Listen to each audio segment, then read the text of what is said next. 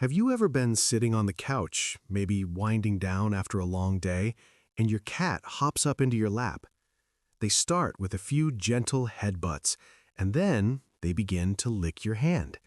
It's that familiar, sandpapery texture, a little rough, but incredibly sweet.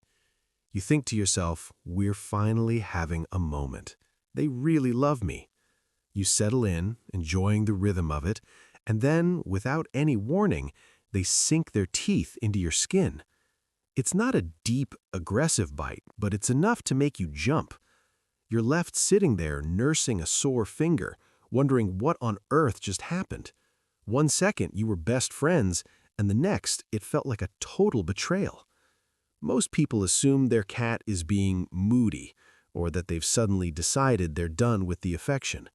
But if you look at the hidden language of feline biology, you'll find that this lick-lick-bite routine isn't a sign of anger at all. In fact, it is a complex social signal rooted in ancient instincts, chemical communication, and a level of trust that most humans never fully realize they've earned.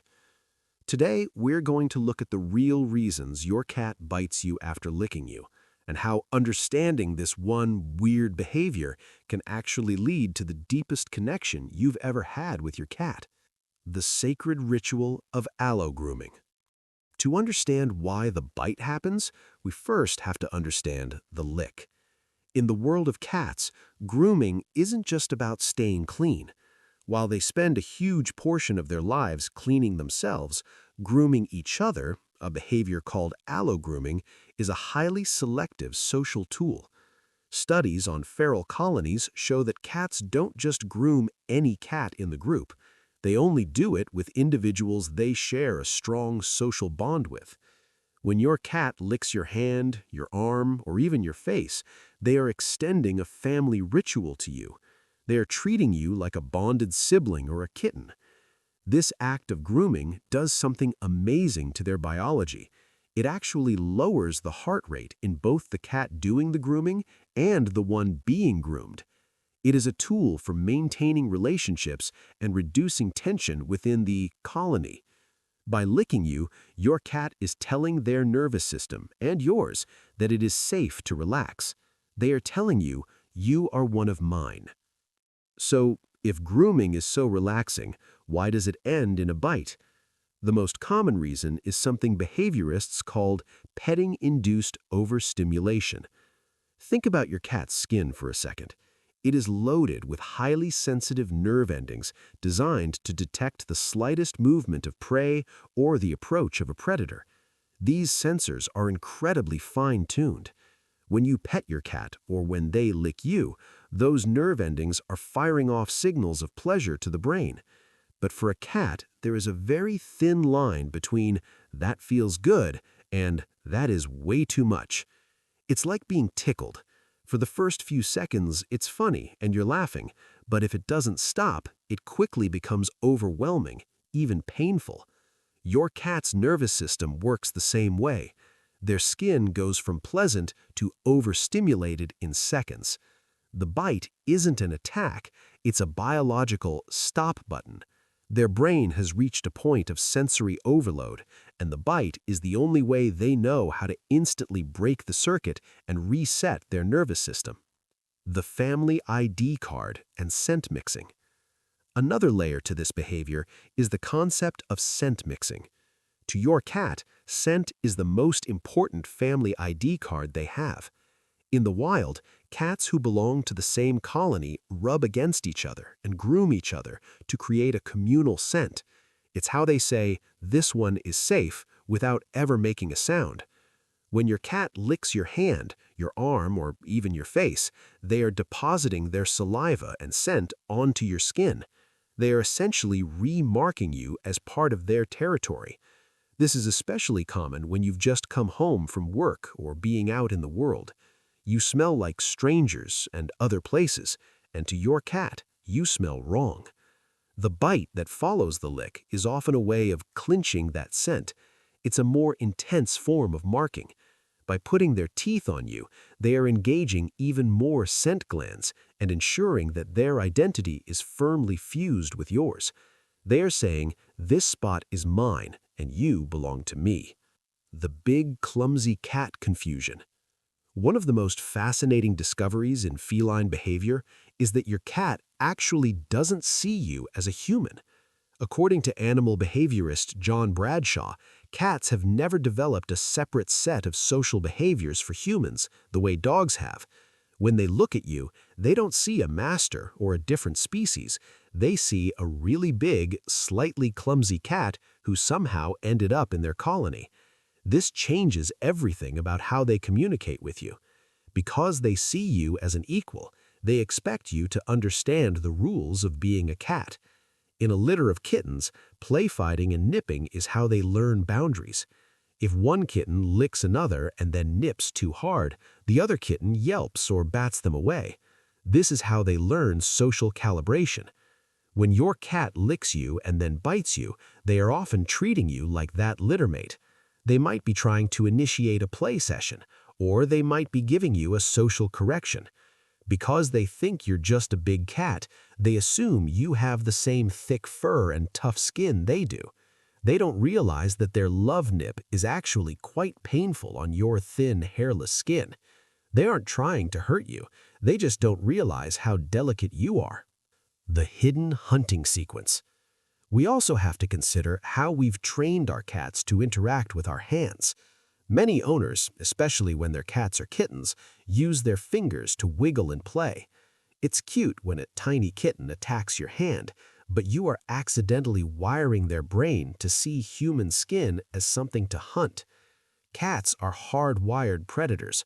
Their entire brain is built around the hunting sequence: stalk, chase, pounce, catch, kill, eat. When your cat is licking your hand, they're in a state of high focus. If their prey drive gets triggered, maybe by a slight movement of your finger or just the intensity of the moment, their brain can accidentally slip from grooming mode into hunting mode. The lick becomes the catch, and the bite is the instinctual kill bite that completes the cycle.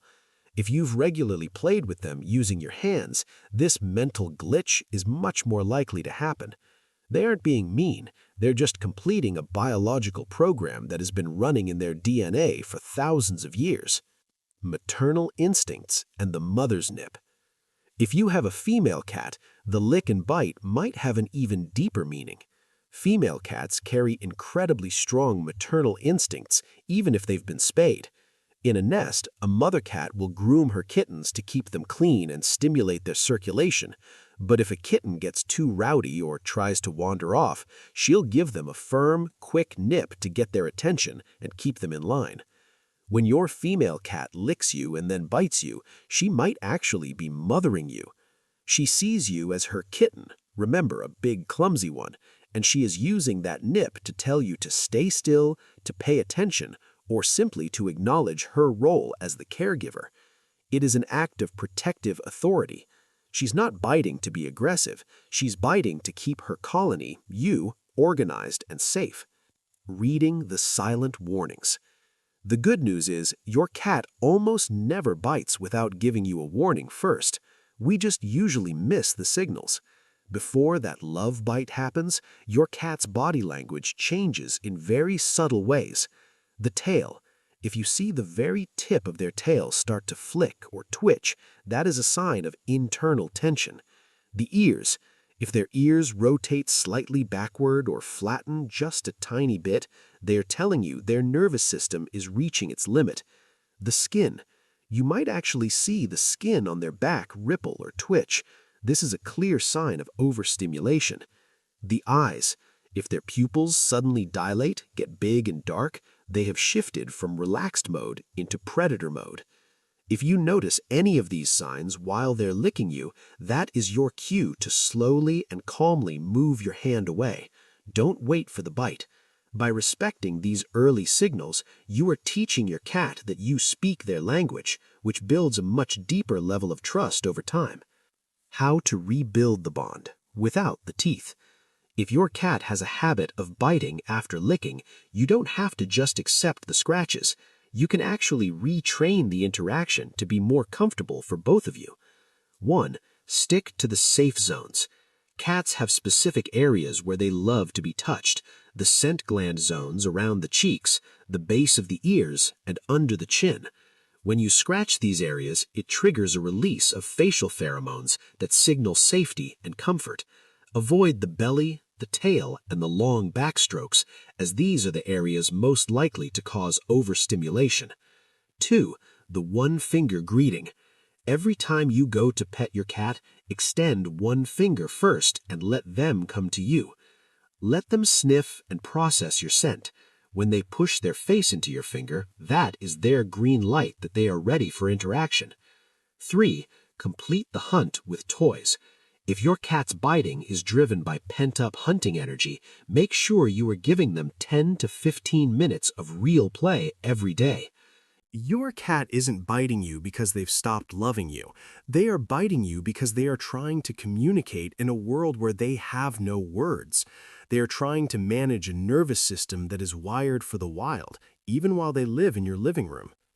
When your cat licks you and then gives you that little nip, they are telling you that they trust you enough to be vulnerable, that they've claimed you as their family, and that you are their safe place in a big, confusing world.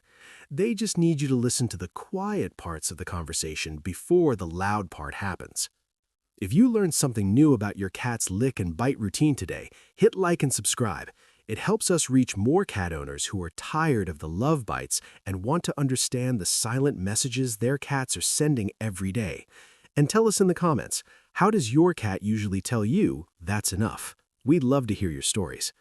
Until next time, keep meeting them at their level. They're giving you their whole world, one lick and maybe one tiny bite at a time.